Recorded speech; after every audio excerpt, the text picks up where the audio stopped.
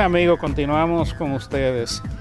Hoy Rosana y quien les habla estamos haciendo un conversatorio con Ernesto Serman acerca de este tema fiscal. Él ha hecho una introducción bien interesante hablando de todo lo que ha sido este diagnóstico, estos antecedentes, de la cantidad de leyes que se han aprobado y se han puesto en vigencia en el país, tanto para crear nuevos impuestos como para exenciones fiscales, lo cual crea una estructura ahora difícil y compleja de manejar. Por ejemplo, aquí tengo subrayado un párrafo de un artículo escrito por Héctor Linares en el periódico El Caribe en estos días, donde cita, Ernesto, que según Hacienda hay 22 leyes especiales que asignan montos específicos a diferentes instituciones en el presupuesto, las cuales representan el 69.9% de los ingresos, equivalentes al 9.6% del PIB. Esto quiere decir que ya esas leyes representan rigideces en la política fiscal, porque ya esos ingresos están asignados a esas leyes por otras leyes que, digo, a esos sectores que se benefician de esas exenciones o de esas leyes especiales. Y entonces, ¿cómo manejar una política fiscal con tal cantidad de rigideces, sin mencionar lo que son ya compromisos específicos? Por ejemplo, el tema de la educación, 4% de la educación, el tema de lo que hay que asignar al pago del servicio de la deuda. Sí.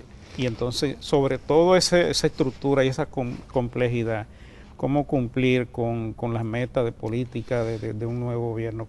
Sí, claro. Estábamos hablando anteriormente básicamente del lado del sistema tributario, el sistema impositivo, del lado de los ingresos. Ahora tocas el lado del gasto. Entonces lo que está sucediendo es que hay otras legislaciones, otras leyes que están comprometidas de antemano el gasto público, pero esas leyes ninguna se cumplen básicamente. Desde hace 2 años hacia acá, es decir, desde el presupuesto del 2011 y el 2012, en la Ley de Presupuesto General del Estado se incluye provisiones que dejan sin efecto esas leyes.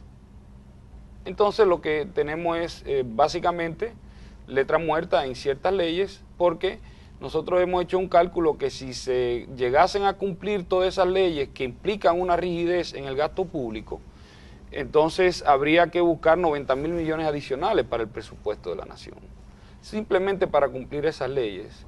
Entonces esto es algo que no es factible.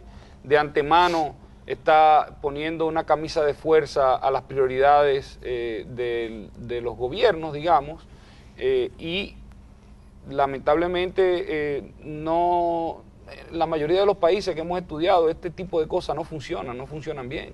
Y de hecho se han eliminado en muchos países en la medida que, de nuevo, introduce una cierta rigidez del lado del gasto público y que no necesariamente llevan el espíritu de que se desarrollen los proyectos prioritarios para diferentes gobiernos que administran el Estado en diferentes momentos.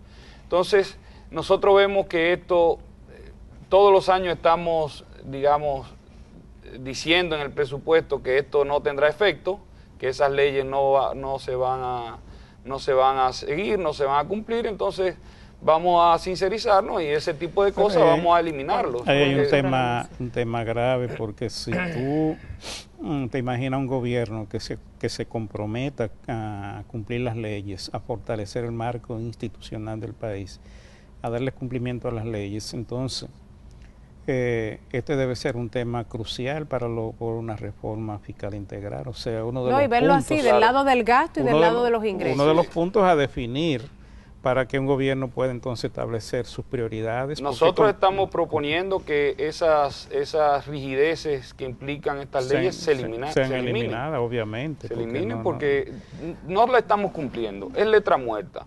No es conveniente. Los gobiernos no pueden, digamos, en dado caso de que se quieran cumplir esas leyes, no pueden llevar a cabo las prioridades y los proyectos prioritarios en cada momento. Entonces, salvo el tema de la recapitalización del Banco Central, que es un tema que no se puede, que hay que estudiar sí, no, con todo en el este cuidado. en este caso nosotros estamos proponiendo que se transparentice esa deuda pública, porque es parte de la deuda pública consolidada, se transparentice donde tiene que estar, que es en Hacienda.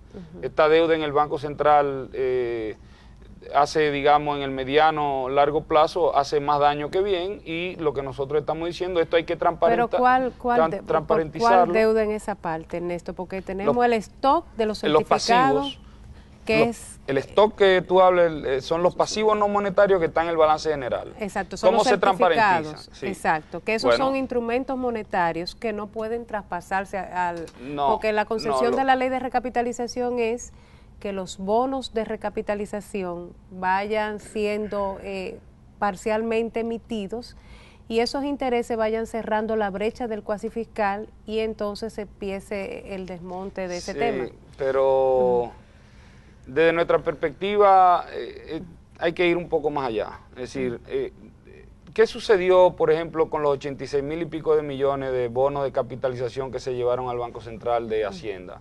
No eliminaron, no redujeron el stock. Es decir, la deuda pública en general se incrementó con esos 86,000 millones. Entonces, lo que estamos diciendo... No, porque se netea. O sea, tú le restas... Eso en principio sí, financiero no funciona. Sí, pero se netea, no está duplicado. Sí, hay un aumento de... No, por eso vamos a traer una gráfica y te vamos a invitar con un tema de No, recapitalización. ya yo lo he discutido mucho. Sí, pero está aquí neteado. Aquí hay un argumento y hay de que algo si importante, perdón Ernesto, sí, que la misma ley de recapitalización permite que con esos instrumentos el Banco Central pueda hacer operaciones de mercado abierto y pueda retirar liquidez con esos certificados, con lo cual sí ya no tendría que recolocar la parte de los certificados propios de la entidad. Sí, y ahí que pasa, sí podría Rosana, haber... es que con esa emisión no se redujeron el stock de capital en el Porque el Banco Central. objetivo al principio no era reducir el stock de certificados del Banco Central. Bueno, al principio era cerrar estamos un tema monetario. Sí. Ya no sé si... Pero en eso vamos a sentarnos. Aquí podríamos aquí amanecemos nosotros con ese tema de la ley de recapitalización. Correcto.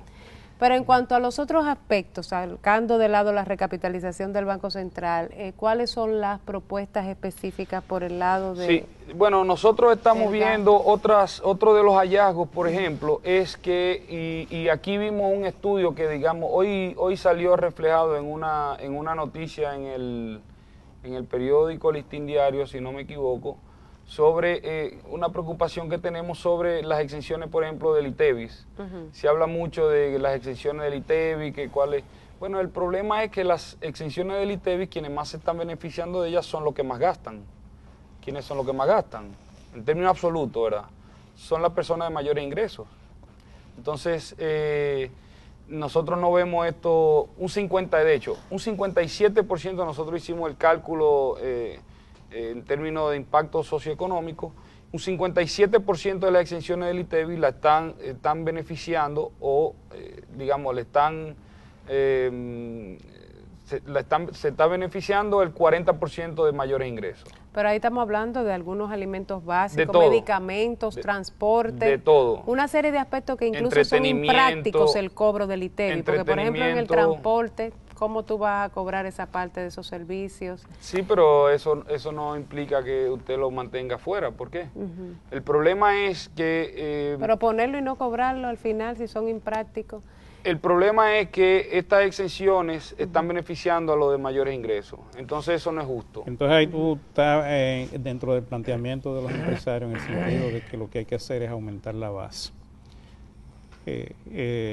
Yo estoy hablando por el Centro Regional de Estrategia Económica Sostenible. Sí, pero los empresarios tienen la misma posición, o sea, ellos dicen que no es necesario. Bueno, los empresarios... pero ampliar la base sin focalizar un subsidio no, al 43% de pobres, lo que nosotros es grabar a la pobreza. Lo que nosotros estamos diciendo que si se va a ampliar en este sentido la base del ITEVIS, tiene que haber un mecanismo de compensación, pero por el lado del gasto público. Porque si no sería agravar a la pobreza. Sí, el problema es que se está utilizando el sistema impositivo para hacer política social.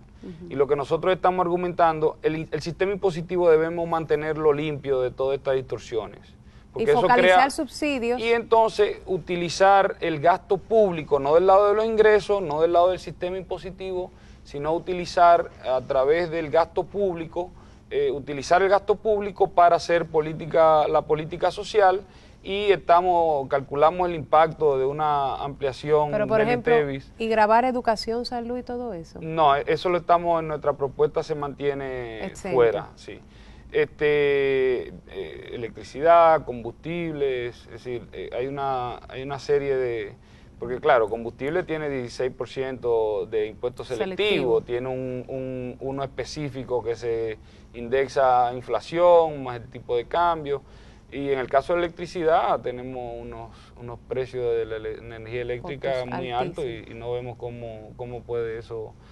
Pero incluso hemos hablado de tasa diferenciada para los 15 productos de la canasta básica, de los 15 de mayor consumo. Es decir, que hay unos planteamientos. Lo que sí hicimos el cálculo, y el impacto en el 40% de menores ingresos es de alrededor de 8.000 millones de pesos. Lo que estamos planteando es usar esa misma cantidad y llevarlo a través del gasto público por subsidios focalizados a esos segmentos de menores ingresos. Entonces, es una forma de usted limpiar el sistema impositivo y hacer la política social a través del gasto público, que de hecho es mucho más eficiente, porque ya usted sabe cuánto está costando. Hoy día la política social utilizada a través del sistema impositivo no sabe cuánto cuesta, porque crea estas distorsiones que tenemos hoy día, que no puedes ver el costo real de esta política. Vamos a una pausa y regresamos. Todo es político, aunque lo político no lo es todo.